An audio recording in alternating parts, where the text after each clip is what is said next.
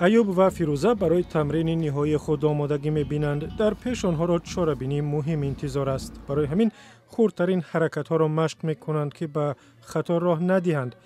2 روز بعد ایوب و فیروزه در کنسرت خیریه می‌رقصند.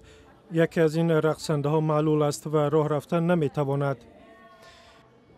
آدمای معیوب داشته، معیوبیت داشته، کمترک یک رویشون بلند گردانیدن، برای رویشون بلند گردانیدن که ما مثلا ما میتوانیم، ما نه تنها میتوانیم که درس خونیم، مثلا بعد یگان جا با کار کنیم، اما ما میتوانیم که در همه ساحه‌ها، در ساحه ورزش، در ساحه صنعت، در ساحه مثلا تئاتر و دیگر ساحه‌ها خودمون رو سنجیم و هنر خودمون رو نشان دهیم.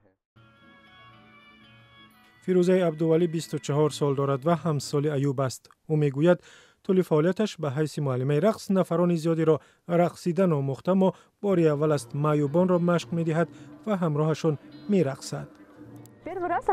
وقتی که نخستین مرتبه با ایوب واخوردیم، درک کردم که نفری فوق‌العاده است.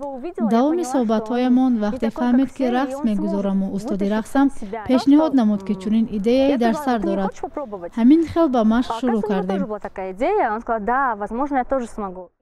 برای انتخاب سرود و حرکت‌ها به این رقص غیرعادی خورشید مصطفی هنرمند تاجیک کمک کرده است. اصلا روزی اول من بسیار عذاب کشیدم. من گفتم چی کار کنیم که دلی بچه‌م شکسته نشد. یعنی ما باید یک کاری کنیم که از عهده‌اش بیاید و یافتیم اون با گفته روسا دیویژنی ها رو.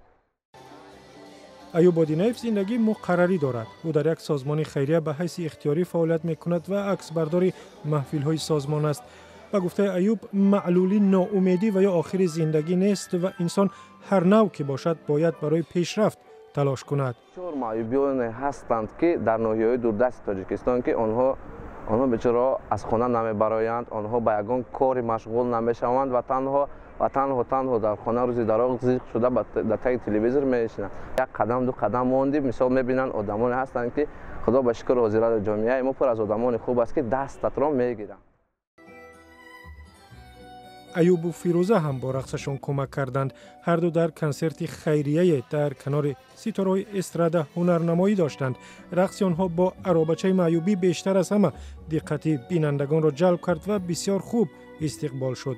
ایوب که از پای روان محروم است، با رقص خود در جراحی پای یک هم تقدیرش سهم گذاشت. مبلغی که از کنسرت به دست آمد برای جراحی پای نورسی معلول استفاده می شود.